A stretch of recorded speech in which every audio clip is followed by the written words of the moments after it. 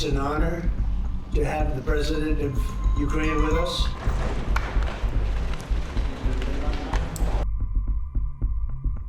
I spoke indirectly with President Putin today. We're going to call President Putin right after this meeting. Ukraine will never stop on the way to peace, and we are ready for any kind of formats, but on the level of leaders.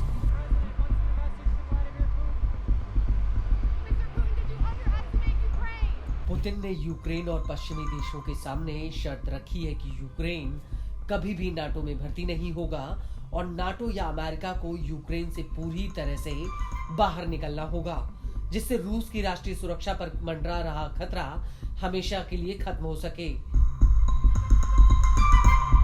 वहीं Trump ने भी Ukraine के राष्ट्रपति Volodymyr Zelensky से कहा है कि उन्हें नाटो में भर्ती होने की जिद छोड़नी होगी और रूस के साथ जमीन की अदला बदली का एक समझौता करना होगा। लेकिन इसके बावजूद यूक्रेन को डर सता रहा है कि रूस भविष्य में फिर से हमला करके उसकी जमीन पर कब्जा ना कर ले, और इसी वजह से यूक्रेन चाहता है कि अमेरिका रूस से उसकी सुरक्षा की गारंटी दे। यहाँ तक कि यूरोपीय देश भी चाहते हैं कि यूक्रेन को पुतिन के हमलों के खिलाफ सुरक्षा की गारंटी दी जाए।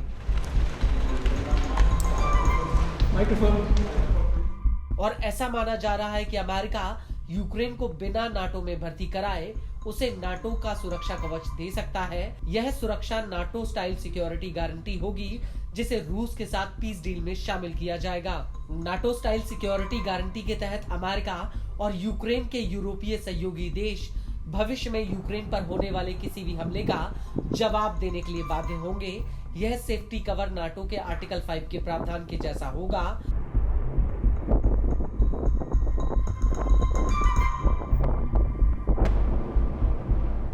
लेकिन इसमें इतना फर्क होगा कि यूक्रेन को नाटो में बिना आधिकारिक रूप से शामिल किए उसे नाटो की तर्ज पर सुरक्षा की गारंटी मिल जाएगी, और यूक्रेन को ये सुरक्षा गारंटी मिलने के बाद उसके ऊपर रूस हमला करता है तो अमेरिका और अन्य नाटो देशों की जंग सीधे रूस से हो जाएगी। वहीं नाटो के अनुच्छेद 5 के तहत इसके 32 सदस्य देशों में अगर किसी पर भी हमला होता है तो ये हमला सभी देशों पर माना जाएगा।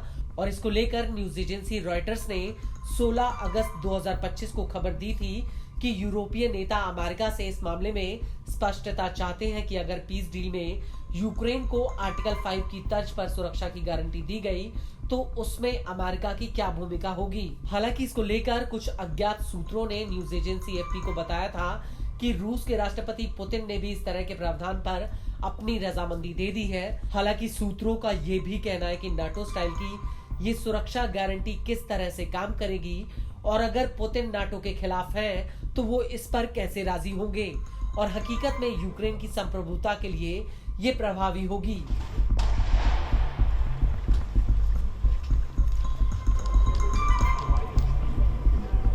हालांकि रूस बार बार यूक्रेन से कह चुका है कि वो नाटो में शामिल होने की इच्छा बिल्कुल छोड़ दे, लेकिन अब रूस के विदेश मंत्रालय की प्रवक्ता मारिया ज़खारोवा का कहना है कि यूक्रेन में नाटो सैनिकों की उपस्थिति चाहे किसी भी बहाने या परिदृश्य के कारण हो, रूस इसे बिल्कुल भी स्वीकार नहीं करेगा।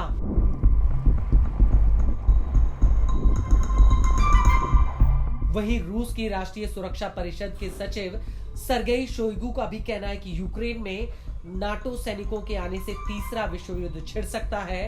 आपको बता दें कि मारिया ज़खारोवा ने भी आरोप लगाया है कि ब्रिटेन लगातार युद्ध भड़काने और अपने नाटो सहयोगियों को एक खतरनाक रेखा पर धकेलने पर आमादा है, जिससे एक नया वैश्विक संघर्ष छिड़ सकता है।